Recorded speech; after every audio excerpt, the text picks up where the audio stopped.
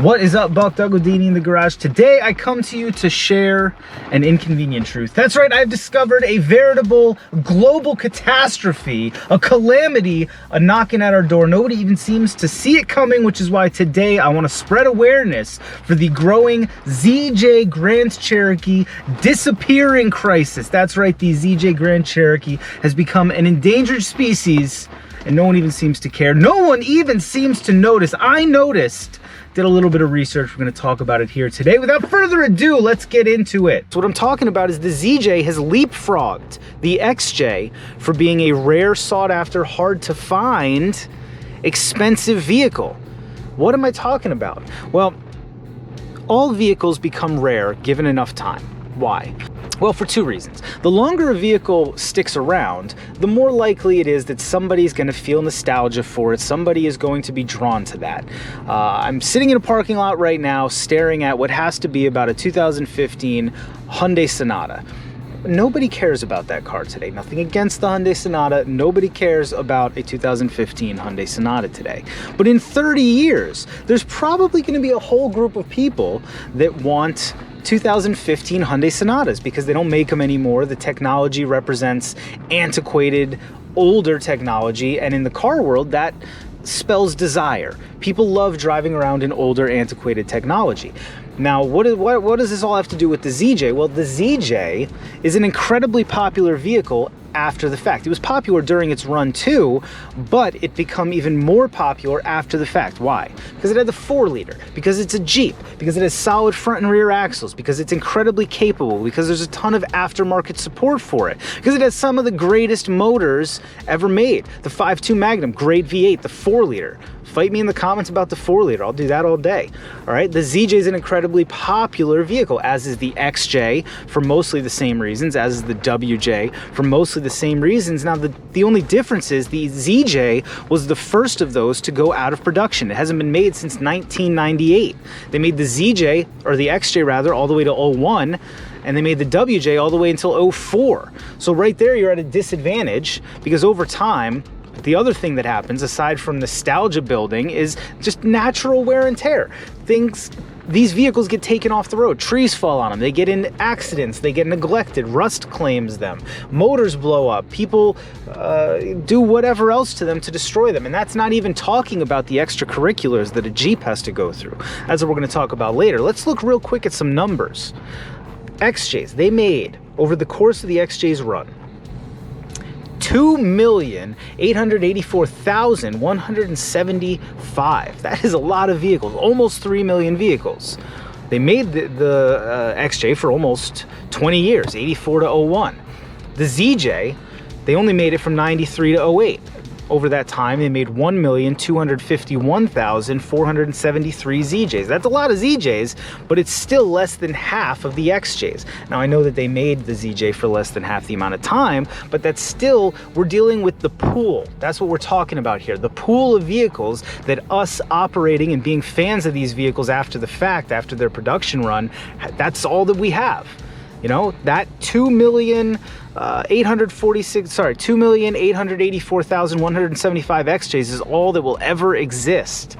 That's what we have to deal with. So there are less ZJs to begin with.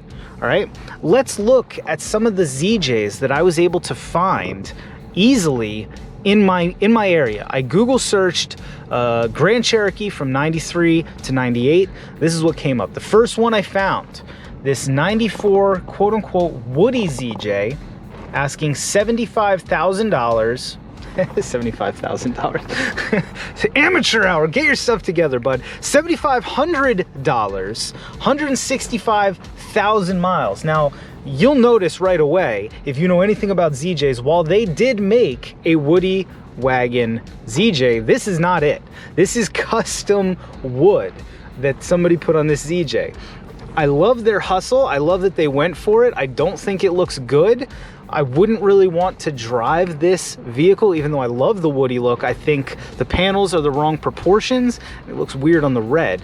But the bigger point here, what I was getting at was, this is one of the cheaper options for a ZJ that I found.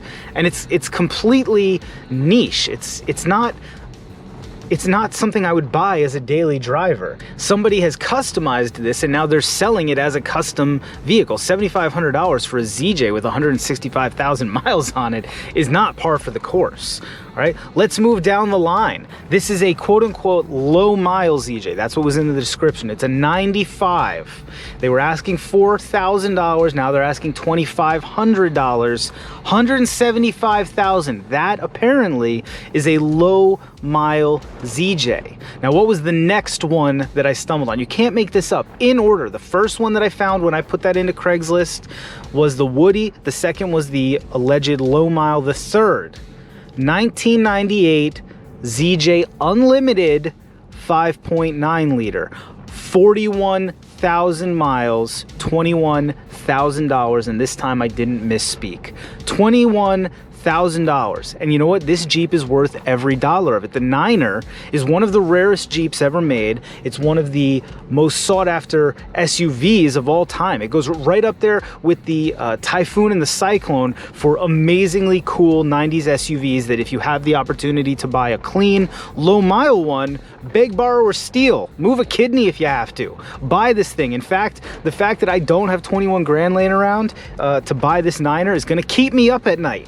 Literally gonna keep me up at night. Now, the only ZJ that I found that seemed to me to where the price and the miles sort of lined up was this 96 5.2 Laredo. It was going for $3,900, 182,000 miles. Now, I know what you're thinking.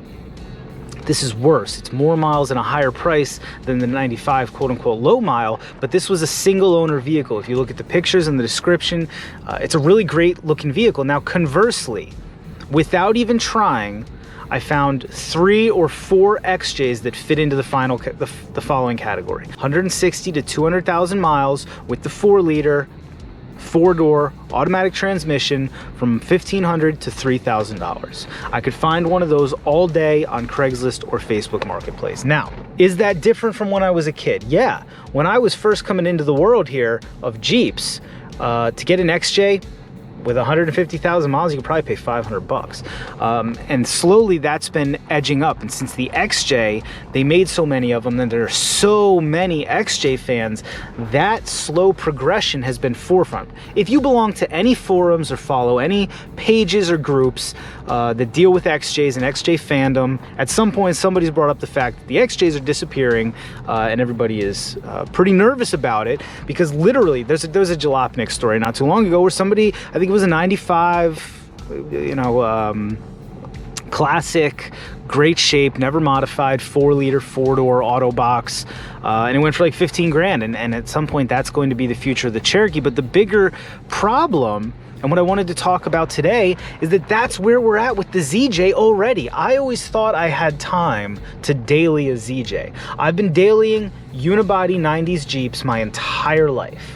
WJs and XJs. I've owned a couple ZJs, but they ended up, before I really settled into them, I sold them again, because that's just in my nature. All the ZJs I bought to be daily drivers, they ended up getting sold before I could drive them. Then I always figured I had time. I always thought there was plenty of time. When I started this channel, I was dailying a WJ, then I was dailying a couple XJs for a while, now I'm dailying a WJ again. I'm sitting in a 2001 Jeep Grand Cherokee Limited right now, my baby. I always thought whenever I have to move this one on or whatever, maybe I'll find a ZJ. Is it too late? I can't afford to give somebody $7,500 for a really ugly ZJ. So what I'm doing with this video is, first and foremost, we need to watch out, man. I've said this before, the 90s unibody Jeeps are just completely and wholly unappreciated. How many of you was your first vehicle a 90s unibody Jeep? An XJ, a ZJ, a WJ? My entire high school parking lot was nothing but Cherokees and 99 Civics. That's all it was, man. And in another life, maybe I could have been a 99 Civic fan, but I'm here for the Jeeps, the unibody Jeeps. I don't think we realize what an impact they had on our life. I don't think we realize how much we love them until they're gone. And the XJs are getting there, the WJs are gonna be getting there, and the ZJs, maybe they're there now. Let me know down there in the squawk boxes, what are you experiencing in the ZJ aftermarket area? I admit, of the 3 unibody 90s Jeeps, ZJs, I don't even want to say that they're my least favorite. I just have the least experience with them.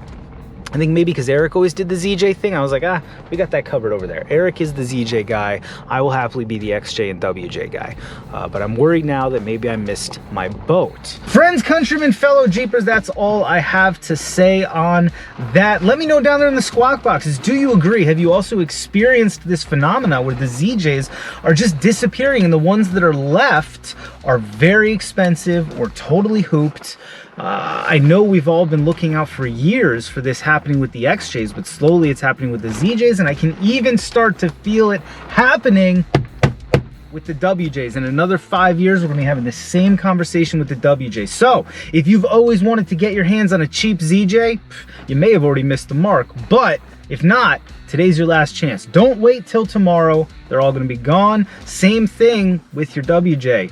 This WJ that I'm sitting in right now, relatively well maintained, moderate amount of miles, 160. You know, 5 years ago, this thing would have been a bottom of the barrel Jeep, but nowadays, this is par for the course if you're looking for a decent WJ.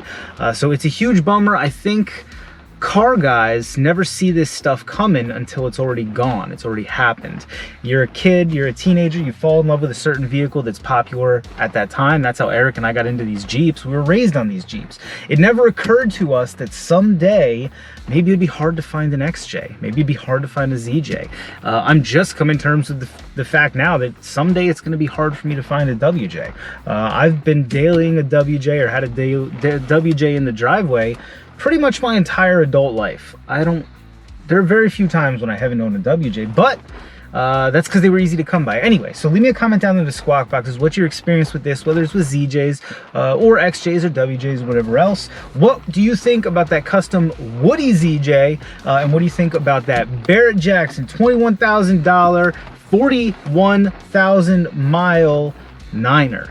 It's a bummer, dude, but I'd pay every dime of that if I had it, you know?